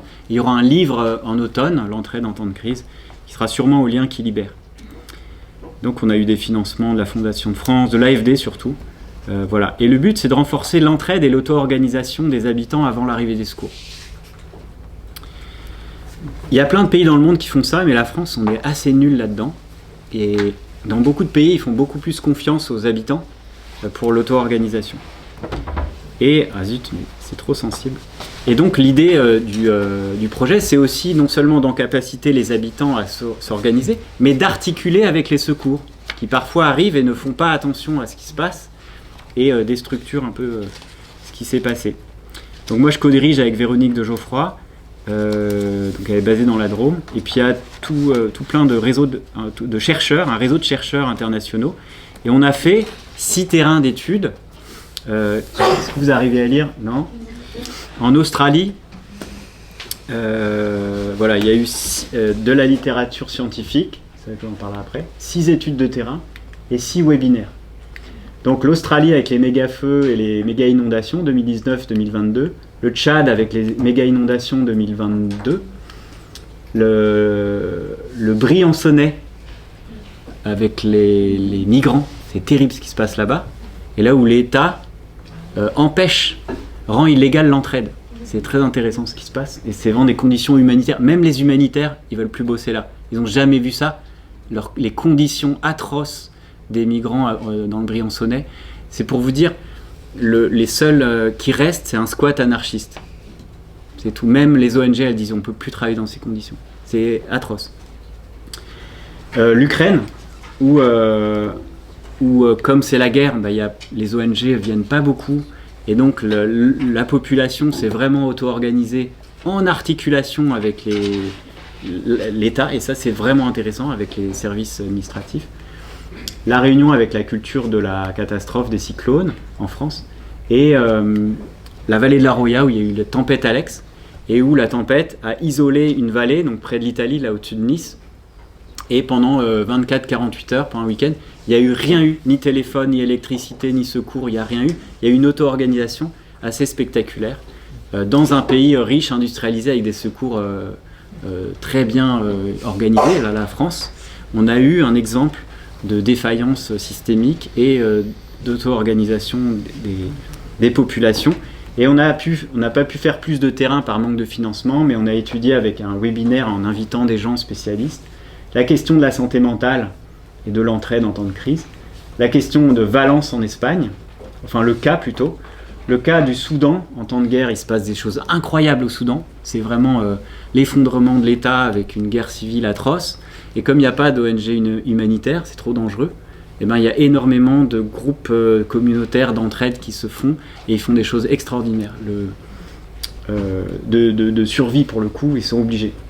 Et ça me fait penser aux États-Unis, j'ai pas encore étudié ça, mais l'ICE, les polices de l'immigration qui étaient assez on va dire désagréables, pour utiliser un euphémisme, et ben ça a créé quoi? Des puissantes communautés de voisinage, d'autodéfense et d'auto-organisation, d'entraide, de care, etc. On a étudié les politiques publiques d'implication des citoyens, c'est-à-dire qu'il y a d'autres pays autour qui font ça vachement bien, la Suisse, la Norvège, l'Australie, etc., et qui impliquent les citoyens, les habitants, déjà dans la gestion de crise, par anticipation. On a étudié le cas du Japon et le cas du genre. Le genre et l'entraide, c'est pas un cas plutôt, c'est la question transversale de l'invisibilisation des femmes dans les catastrophes. C'est toujours les hommes qui sont devant les caméras, les hommes qui sont dehors, et les femmes qui jouent beaucoup, sinon plus que les hommes, dans ces phénomènes d'entraide et qui sont toujours invisibilisés. C'est où les politiques publiques d'implication des citoyens? C'est où ça? C'était un webinaire où on a invité quelqu'un de l'administration suisse, un chercheur spécialiste des différents cas européens. Comment ils font en fait les autres pays européens par rapport à l'implication des gens dans la gestion de crise avant l'arrivée des secours. Un peu partout, ouais. Et il y a plein de cas, là j'ai pas le temps de déployer, mais il y a plein on pourra en parler après si vous voulez. Il y a beaucoup de cas dans le monde, de pays qui font vachement mieux que nous. Et en France, on a ce problème de la verticalité, de la hiérarchie pyramidale qui est au cœur même de notre formation d'habitants, mais aussi des élites, la formation des élites. Et donc il y a une sorte de paternalisme. Je ne vais pas employer des mots trop forts et trop violents, mais moi ça me fait bouger, quoi. Et où d'un côté les élites ne font pas confiance aux habitants, et quand on parle d'auto-organisation, ils ont tout de suite peur. Et puis de l'autre côté, des habitants qui sont souvent en défiance envers les autorités, et en tout cas, on leur dit que les autorités vont tout gérer s'il y a une crise. Et donc, si on leur dit ça, papa, maman va tout gérer, ben nous on fait rien. Et donc ils ne se responsabilisent pas. Et dans cette verticalité paternaliste, il y a une absence d'autonomie, de responsabilisation, donc d'auto-organisation, donc de puissance et d'encapacitation qui vient du bas. Donc il y a une énorme lacune en France sur cette force bottom-up qui vient... En France, il y a la centralisation, ouais. Paris et la banlieue. Voilà, c'est ça. Il y a des pays où il y a c'est notre culture, c'est ça. Donc on a découvert, alors dans la littérature scientifique, c'est très marrant parce que depuis les années 50, les chercheurs ont découvert ça. Ils ont découvert qu'en fait les gens s'entraident en temps de crise. Ils l'ont dit dans plein d'articles scientifiques et personne l'a jamais vraiment appliqué, tout le monde s'en fout. Donc nous, en fait, on redécouvre un peu aujourd'hui que il n'y a pas du tout de panique. Ça, c'est les mythes en fait, qu'il faut déconstruire. Dans les films hollywoodiens ou dans nos imaginaires, on sait que, on sent que quand il y a une catastrophe, les gens paniquent, les gens pillent, volent, violent, tout ça, comportements antisociaux. Les gens sont globalement impuissants, c'est ça, c'est notre imaginaire, c'est-à-dire qu'ils attendent les secours, ils savent pas trop quoi faire, ils sont un peu nuls. C'est ça l'image qu'on a des gens. Et puis, oh là là, ça passe trop. Et puis que les foules sont stupides. Ça, c'est un des piliers aussi du libéralisme. Gustave Le Bon, etc. Et que les foules font toujours des choses un peu stupides. En fait, tout ça est faux. Ça peut arriver, mais globalement, dans l'ensemble, la grande majorité, les gens s'entraident. On l'a vu à Valence, on le voit partout. Les gens s'échangent des ressources, des soins, se guérissent les traumas, font des popotes, des cantines, etc. Le World Trade Center en 2001, les témoignages disaient que quand les gens descendaient des escaliers, là, des tours jumelles, ils descendaient pas du tout en courant. Ils y allaient tranquillement, il y avait des comportements de politesse, de galanterie, c'était calme. Au Bataclan, il y a eu des comportements d'extrême altruisme. Il y a des gens qui se sont interposés, qui ont pris des balles pour sauver des inconnus. Il y a plein de choses incroyables qui se passent. Il y a des groupes, quand il y a eu le Covid, le confinement, il y a eu plein de groupes d'entraide spontanée qui se sont rassemblés en réseau, spontanément. Donc en réalité, dans la très très grande majorité, les gens sont calmes, prosociaux, s'auto-organisent, et il y a des phénomènes d'intelligence collective, c'est-à-dire que les foules peuvent être plus intelligentes que la somme des individus. Et par entraide, moi je voulais préciser un petit point de définition, l'entraide, il faut voir ça comme une force convergente horizontale. Ça reste horizontal, on reste dans la réciprocité, alors que l'aide, est beaucoup plus verticale. Vous voyez, je t'aide. L'archétype, c'est le sac de riz qu'on balance d'un avion, vous vous souvenez, dans les années 90. Ça, c'est l'aide. On n'attend pas de réciprocité. Quelque chose de vertical qui même peut inclure de la charité, de la pitié, etc. Pas du tout dans l'entraide. L'entraide, c'est une force de convergence. C'est entre pairs. On va s'entraider pour survivre. Contre quoi? Contre une catastrophe, contre une domination. Quand il y a le capitalisme, le patriarcat, le système colonial, ou peu importe, tous les systèmes de domination qui sont là, eh ben, les dominés vont s'entraider pour survivre et contre cette domination. Ou contre une catastrophe, le ciel qui nous tombe sur la tête, pour citer Astérix et Obélix. Et l'aide est verticale. Donc vous voyez, ce schéma, il aide à bien comprendre les choses. Et pareil, aide et entraide, ce sont des actes. Je t'aide, tu m'aides. La coopération, c'est un acte. On est un groupe et on va coopérer pour un objectif commun. Ce sont des actes. La solidarité, c'est plutôt une sorte de sentiment. Je suis lié à cette personne ou à ce groupe, et s'il se passe quelque chose, alors j'agirai. Solidarité, c'est pas de l'action, d'accord? Eh bien, nous, on a observé plein d'entraides au niveau alimentaire, gestion des ressources, mise en commun, distribution des stocks dans les gens qui se mettent à cuisiner dans la rue, à offrir des repas, tout c'est incroyable, distribution de l'eau, des agriculteurs qui prennent leur tracteur, qui vont réparer une source, un puits. Enfin, c'est fou ce qui se passe quand il y a une catastrophe. Donc tout ça a été documenté et tout. De l'hébergement, de l'accueil de sinistrés, de bénévoles. On ouvre les gymnases, on utilise les gens se logent entre eux, quoi. Secours aux personnes. Il y a même les habitants qui vont aider les secours. Ils vont aider des habitants entre eux. Tout le monde s'aide, presque tout. Nettoyage, reconstruction, infrastructure, transport, logistique, communication, voilà. Énormément d'exemples d'aide et d'entraide. Encore une fois, aide et entraide. Quand on vient de loin, de la vallée voisine pour aider, c'est de l'aide. C'est de l'aide populaire. Mais quand on est dans la catastrophe, on s'entraide. Vous voyez la différence? On vient aider. Et dans l'aide, il y a l'aide populaire et il y a l'aide institutionnelle.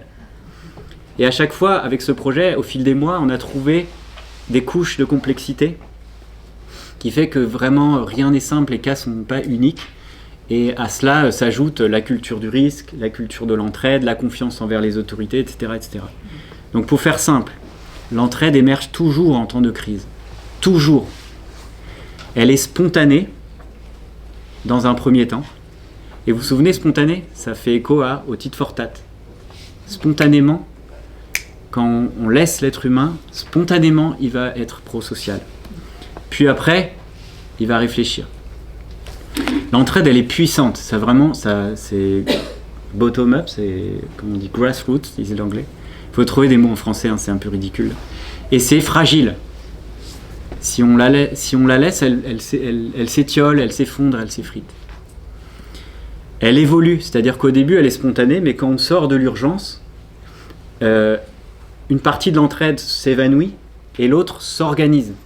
Division des tâches, on s'articule avec des associations ou des institutions, et ça, on l'appelait l'entraide secondaire. Et après, quand la crise passe, une partie de cette pro-socialité se structure en association et crée des institutions qui seront des germes d'entraide pour la prochaine crise. Sauf que, en s'institutionnalisant, on perd le côté spontané, le côté anarchiste, le côté bottom-up, le côté horizontal, et puis les salariés arrivent, et quand il y a un salarié, là c'est un peu la fin des haricots, c'est-à-dire que ça enlève l'élan spontané, et on retrouve des logiques de contrôle, des logiques bureaucratiques, des logiques top-down, des logiques d'articulation avec l'État, etc., etc. Et ça tue l'élan spontané, l'élan qui vient du bas. Donc cette articulation-là, on l'aura toujours. C'est fondamentalement incompatible. Je crois que je l'ai marqué là. Attends, je continue un peu mon truc. Elle n'a pas réponse à tout, l'entraide. Okay, c'est génial, c'est très beau, mais ça ne résout pas tout. Elle est largement invisibilisée. Ça, c'est hyper important. Par tout le monde, par nos imaginaires et aussi par les institutions. Elle est ignorée aussi. Et les rapports complexes avec les institutions. Et c'est là que je reviens. Ça sera fondamentalement incompatible, mais on a des marges d'articulation. La logique de contrôle et command and control, encore une fois, commander et contrôler des institutions étatiques, elle ne rentre pas dans le cadre de cette entraide vivante, spontanée, jaillissante. D'accord ? Et là, on retrouve la théorie politique de Kropotkin, qui disait, il appelait ça l'élan, la vie immanente. Ce truc de quand on enlève l'État, les gens s'entraident et il y a un principe bottom-up de vie immanente. Spontanément, on va faire du lien, on va créer des communautés et tout ça. Et ce qu'il appelait la logique de command and control, la logique étatique qui vient du haut, il appelait ça la mort étatique. Des logiques de bureaucratie, des logiques de rôle, froide on va dire, versus chaude. Et ça c'est très dur à manier. Nous sommes habitués, en tout cas les Français, les modernes, à des logiques de contrôle et logiques étatiques. Et de mon point de vue, on a du mal à stimuler, favoriser, en tout cas faire croître ces élans. Et quand ils arrivent, on ne sait pas quoi en faire. Ni nous, ni les autorités. Les autorités en ont peur. Donc, il y a un vrai chantier, il y a un vrai trou dans la raquette, pour parler comme ça, à combler là, maintenant, dans les années qui viennent. C'est à la fois de la théorie politique, la gestion de crise, et ça touche à la question des catastrophes, du collapse. Moi, je trouve qu'on a une vraie autoroute là devant nous. C'est une mauvaise métaphore, autoroute, mais on est d'accord. Donc l'entraide, c'est le cœur de la réponse. Toujours, la question, c'est qu'est-ce qu'on fait de ça ? Évidemment, le contexte politique a son importance, parce que l'entraide, vous avez bien vu, ça parle de quoi ? De résistance et de résilience. Les deux. Et de robustesse, maintenant c'est à la mode. D'auto-organisation, tout ça c'est des mots et c'est des dynamiques qui peuvent être contradictoires avec la culture politique ou les institutions politiques en place. Exemple, souvent, vous savez, le mot résilience est critiqué parce que ça, du point de vue étatique, disons que ça responsabilise les individus, ça met la responsabilité de la résilience sur les individus, et nous, on peut, en tant qu'État libéral, se débarrasser de la responsabilité de gérer les crises, etc. etc. Ça individualise, en fait, ça dépolitise aussi. Et c'est juste d'une certaine manière. Et l'entraide peut être vue aussi comme une force de résistance contre des logiques capitalistes, libérales, etc. Donc il y a vraiment un enjeu politique, un nœud à démêler qui touche non seulement à des théories politiques, mais à des imaginaires et à nos cultures, en fait, à ce qu'on croit, à ce qu'on est capable de croire, d'imaginer, de faire. Enfin, et des mots comme résilience, résistance sont très puissants, sont très forts, et ils touchent à nos imaginaires. Donc on a un vrai chantier conceptuel, politique, à explorer là. Et l'entraide est un outil, un concept assez génial, en tout cas de mon point de vue, pour explorer ça. Et donc, c'est la dernière partie. Ce qui est hyper important dans ce cas-là, c'est ce qui se passe avant la crise. Les scientifiques montrent que la qualité des liens sociaux avant les crises est fondamentale. Et pour ça, il y a des liens sociaux horizontaux et des liens sociaux verticaux. Les liens sociaux horizontaux, c'est les voisins, les familles, les amis. Et les liens sociaux verticaux, c'est les liens de confiance qu'on a envers les autorités.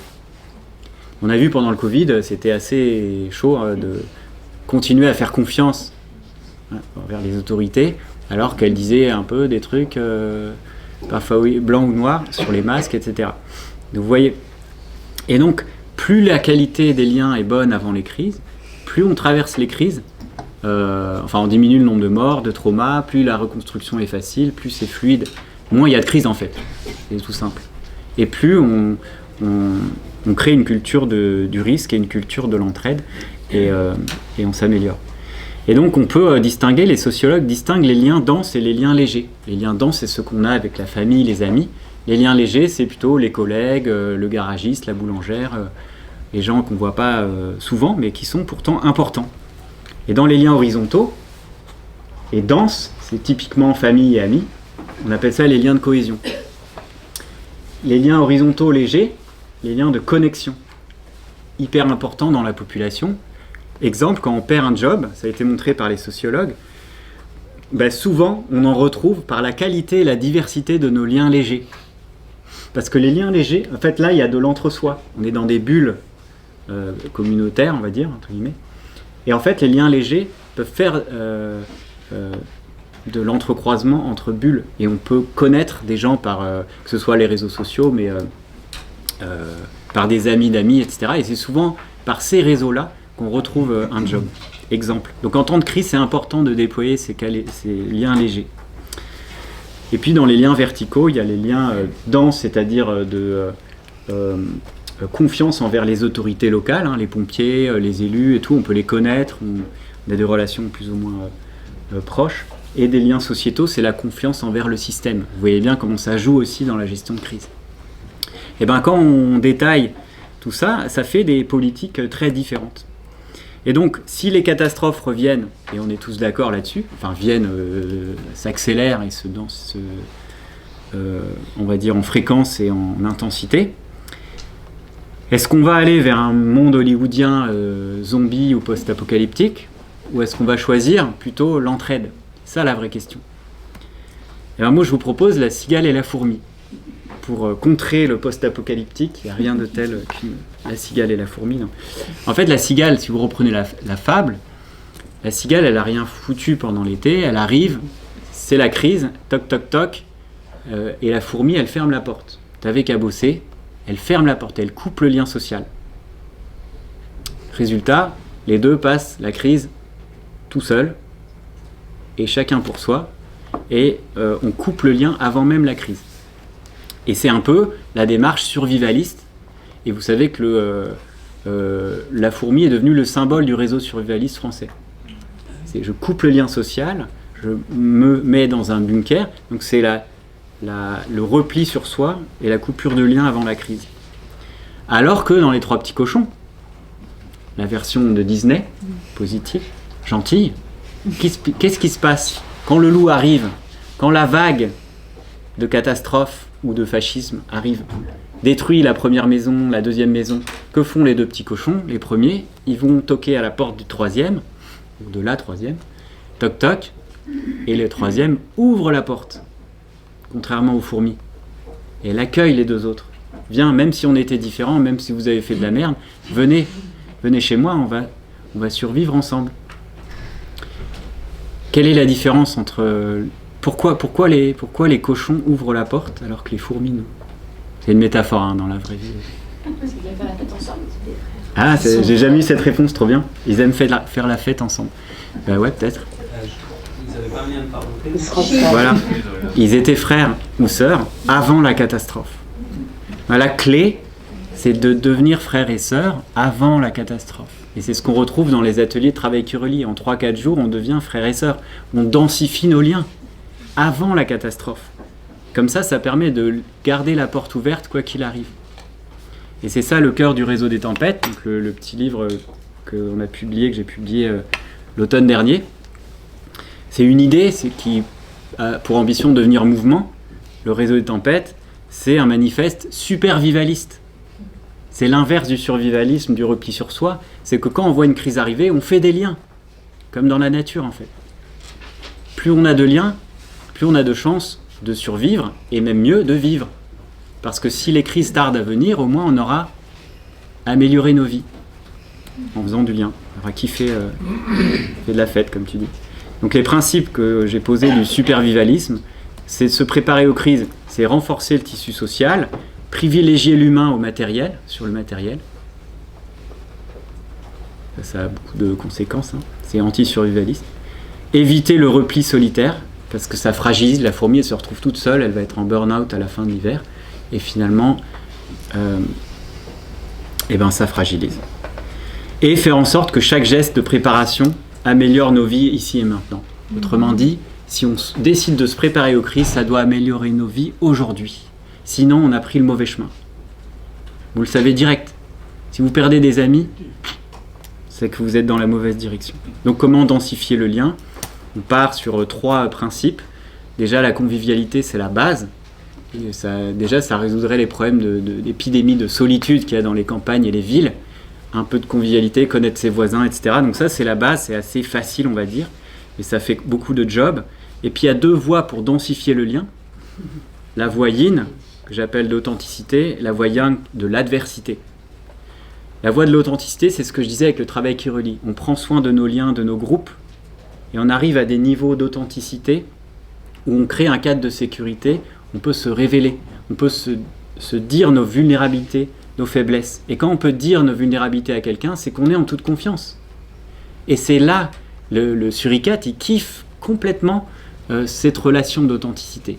Et là, il est dans le vert, il est dans la sécurité. Et ça devient une ressource. Le lien devient une ressource. Et on peut agir ensemble. Et on retrouve l'action. Si on est dans la peur, un climat de compétition ou de hiérarchie, on ne va jamais s'ouvrir. C'est pour ça que dans les boîtes où il y a des chefs, des patrons et de la compétition, jamais on est authentique. On ne peut pas révéler nos vulnérabilités, on ne peut pas être nous-mêmes, donc on ne peut pas faire du vrai lien social. Le vrai lien social vert, qui fait kiffer le suricate, c'est un lien où on pose un cadre de sécurité. Et c'est ça la voie de l'authenticité, et c'est tous les démarches, les ateliers de l'université du nous, de l'intelligence collective, etc. Et c'est toute une culture du soin, comme dirait Extinction Rébellion, qui est à mettre en place. Et la voie de l'adversité, elle est toute simple, c'est qu'on met le groupe en milieu hostile. Pour renforcer le lien social, il faut le mettre en milieu hostile, lui faire passer une épreuve très dure, où les gens ont peur. Et ils vont se souder dans l'adversité. Mais pas trop fort. C'est pour ça que j'ai utilisé la métaphore de la cuisine du gâteau au chocolat. La convivialité, c'est la base. Partout, il faut en mettre, c'est les bons ingrédients. La voie de l'authenticité, c'est la bonne recette. Il faut de l'intelligence du cœur, l'intelligence sociale, collective, pour faire des chouettes collectifs qui tiennent. Et après, on met au four. Et c'est ça la voie de l'adversité. Si on ne met pas nos collectifs dans la mouise, si on ne leur fait pas vivre des épreuves, ils ne vont jamais faire de la vraie cohésion. On ne pourra jamais avoir confiance vraiment en densifier les liens. Sauf que si on ne fait pas une bonne recette, si on n'a pas de prendre soin, là, la voie yin, on va dire la voie du cœur, du care, et qu'on met notre gâteau direct dans le four, on va le cramer. Donc si on fait des collectifs sans prendre soin et on traverse une épreuve dure, on va se cramer, on va se traumatiser. Et c'est pour ça qu'il faut équilibrer, c'est mon principe, à la fois pour densifier les liens, équilibrer yin et yang, à la fois dans des liens que j'appelle affinitaires et des liens que j'appelle voisinataires. C'est très facile de faire des communautés affinitaires, on s'entend tous, là on est tous catastrophistes, on est entre soi, c'est génial, on se recharge, nos suricates ils sont verts, et l'entre-soi sert à se ressourcer, c'est génial. Sauf qu'aller voir des inconnus, c'est beaucoup plus dur. Et les voisins, des fois, on les déteste. Et donc faire du lien avec des voisins, c'est vraiment difficile. Sauf que parfois, en temps de catastrophe, il vaut mieux s'entendre avec ses voisins qu'avec ses propres idées. Et moi, j'ai vécu ça en vivant en fin fond d'une vallée de la Drôme. On ne s'entendait pas. Politiquement, c'était n'importe quoi, les voisins. Enfin, c'est n'importe quoi. Disons qu'on votait pas pareil. Et déjà, ils votaient. Donc, et là, j'ai vu. Mais il y en a un qui a la tronçonneuse, il y en a un qui a les outils, l'autre, il a un tracteur, l'autre... Ah, en fait, on va peut-être s'entendre. Et c'est vachement important de faire du lien voisinataire, de densifier les liens avec notre territoire, de s'ancrer au territoire. Et de ne pas juste rester dans des liens affinitaires. Voilà le réseau des tempêtes en très très vite. Du coup, on a fait une association pour porter cette idée. Et je finissais avec, une fois n'est pas coutume, une image que j'ai fait faire à ChatGPT sur ma vision du réseau des tempêtes. C'est la fourmi qui se met à jouer de la guitare, l'autre, la cigale qui se bouge le cul et qui se met à bricoler, en coopération avec les 3 petits cochons, dont une femme, et avec le loup qui vient aider parce que les tempêtes arrivent. Merci de votre attention. Bravo!